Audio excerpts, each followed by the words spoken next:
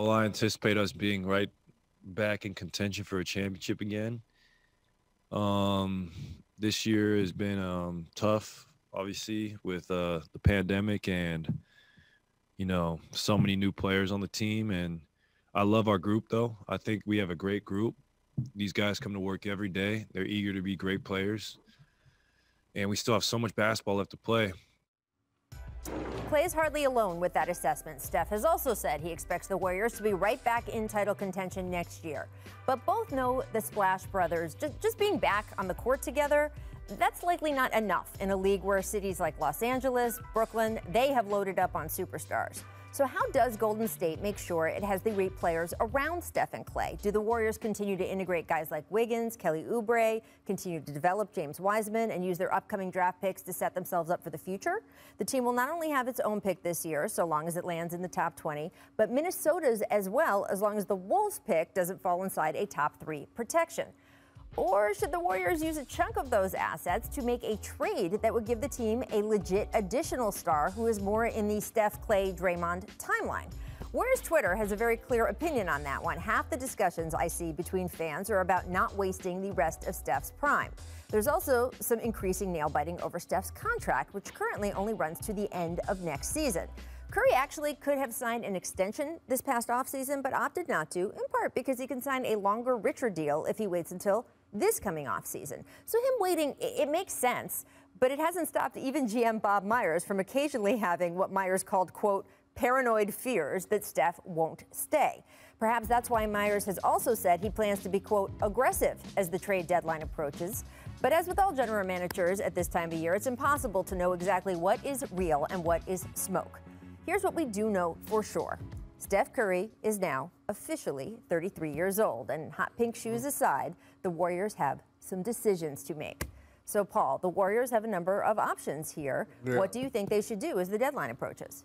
I think it's best for them to stand pat. I mean, there's not a trade out there that they can make that's going to put them in contention, because for that to happen, you're going to need somebody that's either just as good as Steph or better for you to say this Warriors team is a championship contender. And so you stand pat, you wait for Clay to come back, you reevaluate your assets and see what you can do going into next year. And they have some pretty good assets out there. Yeah. Pete, I have to disagree. The first thing that Golden State should do is let free James Wiseman. They should not let him go anywhere, okay? Second of all, with Steph not signing the extension, I think that they should be aggressive in this trade, up-season trade decision, meaning going out there maybe trading to Andrew Wiggins and getting back a Victor Oladipo to show Steph that we are going to surround you with help and we are going to get better, not for just this year, but for next year, so that he can sign his contract this offseason and you can lock Steph in. Because with Steph not signing his contract extension, yes, I get it. He's going to get more money, but it's no guarantee. And we saw all the joy, we saw the laughter in the All-Star game between him and LeBron James, chest bumping and high-fiving. Hey, look, I'm telling you, right now I don't put nothing past anyone in the NBA.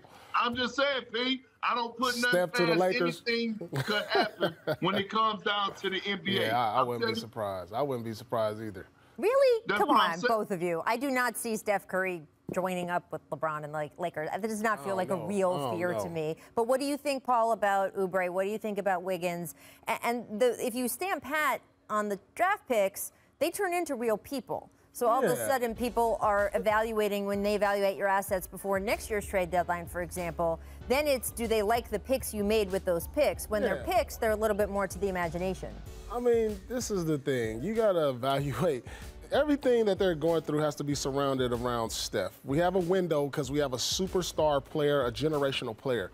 And so, you know, you can't make these moves unless it's going to vault you up there and so say, all right, we can play with the Lakers, we can play with the Clippers, but then if you make these type of moves by trading, like Perk said, for Oladipo, does that really make you better? Does that really say, ooh, the Warriors are a threat? No, it doesn't. It just puts you in the same position you were in yesterday. And so if there's not a trade out there, you wait till Clay comes back next year and you see what's out there in the open market for trade bait or free agency and see what you can create with your draft picks and go from there. Listen, their window is closed. I'm sorry, because there isn't a trade out there. It's not going to happen. And as these other teams get better across the league, Phoenix, so you don't think Utah, Steph Curry's going to win another title? I think it's a strong possibility that they can't win another title because they need another player that's not available and won't be available. Yeah, but P, you mean to tell me if you next year, if you coming into the season and your starting five is Steph Curry, Klay Thompson, Victor Oladipo, Draymond Green, and James Wiseman, you telling me that that's not a team that could contend for a title or possibly win the championship in the NBA? No, I don't think that's a team that can win a title. They're going to be good for TV, and they'll always be good for TV as long as Steph is there, Draymond, Klay. But that's not a title contending team when you're talking about going against the teams like the Clippers, Kawhi Leonard, Paul George, Lakers, Anthony Davis, LeBron James, and the up-and-coming Utah Jazz, the Phoenix Suns. That team right there is not a contending team, Perk. Yeah, but Paul, listen here, True. We don't know if Kawhi's going to be a Clipper next year. He didn't sign a contract extension. So right now, he's weighing his options. And I think that the Clippers have to deliver a championship in order for Kawhi to sign back. Did you see his comments last night? He said that we're playing inconsistent. We will talk have about to play those. consistent basketball.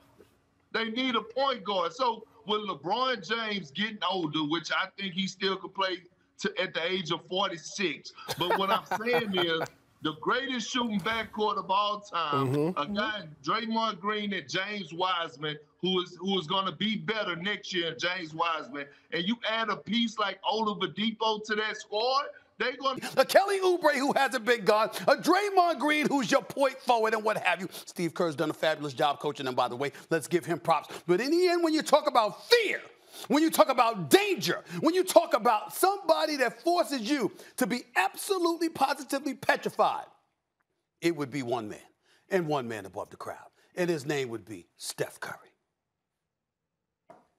You're wrong. The answer is LeBron James.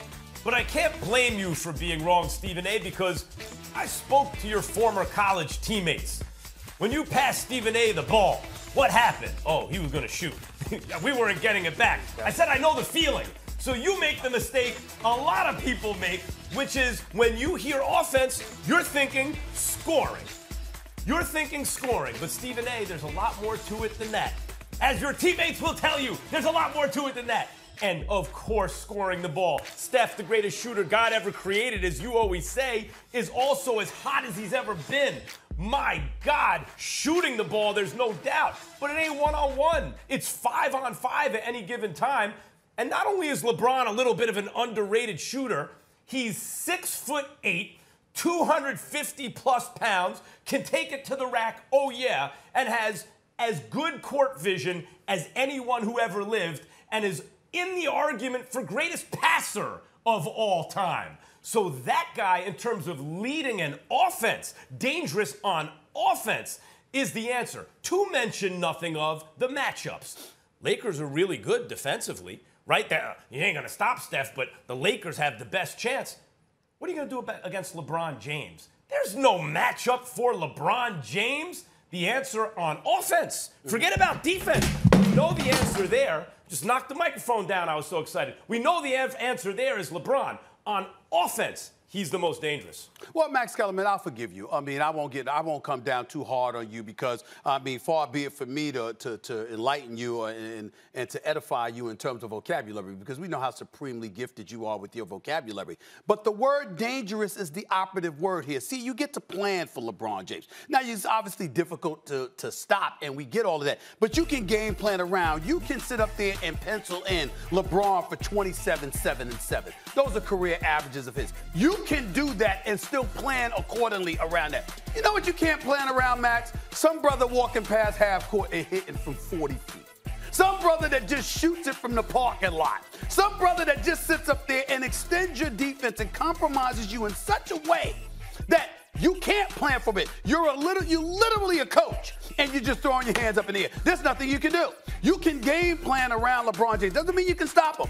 Doesn't mean you can stop his effectiveness, his efficiency, or anything like that. Doesn't mean that when he's healthy. But Steph brings a different dimension. And that word dangerous comes into play because what I'm saying is when Steph is flowing on an elite level, the impact that he has on the game is so profound that it even usurps and eclipses that of a LeBron James. Because when you're pulling up from 40 and you're making those shots and you're forcing a defense to extend and compromise themselves to that degree, no, you're not holding the ball, being a point forward and running the offense that way. But what you've done is you've made everybody else vulnerable. Last week, I'm in the islands, and I take the opportunity to watch First Take. By the way, all of y'all did a very fabulous job in my absence. Thank you very, very much.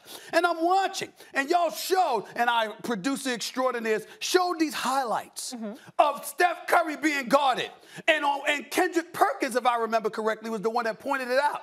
It wasn't one, it wasn't two, it wasn't three guys guarding Steph Curry. There were 4 people on him. They said, we'll leave the other 4 guys open. The hell with it. Make a shot. As long as it's not him.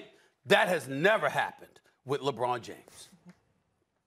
Well, you could say that, but I remember in 2016 in the finals, LeBron blocked a Steph Curry shot, screamed on him like he was his dad. That's a Wu-Tang line, Stephen A. Yeah. And I saw Steph Curry hang his head, walk away, and then I'm sure, of course. And then in Game 7, 4 minutes and 22 seconds left to become the greatest team of all time at home, 4th quarter. Steph Curry, the conductor of the greatest half-court offense in the history of the game, the guy who you're saying is the most dangerous player in these playoffs, couldn't muster a single point from him or his teammates. The last Can I stop you right there? Can I stop you right there before you go further? LeBron James. Right there? And his team won. I just want to stop you right there to go further because while I was going, I heard you bringing this up. On this show, I assure you, Kendrick Perkins, Marcus Spears, Louis Riddick, Molly Karen Rose, the list goes on and on. They might not be able to stop your drivel about LeBron James and what happened years ago, but I'm going to stop that right now. Max Kellerman, I will remind you that 5 years ago, when you keep bringing up LeBron's performance in the finals against Steph Curry, Max Kellerman, I don't even know if you had facial hair back then. I had an afro. My hairline was 2 feet 4. There's a lot that's happened in the last 5 years. Okay, stop bringing up 5 years ago. My God, Kendrick Perkins wasn't even rocking his beard at that particular moment in time. If I remember correctly, I think he was a little clean shaven. Louis Riddick might have had an afro back then. Who the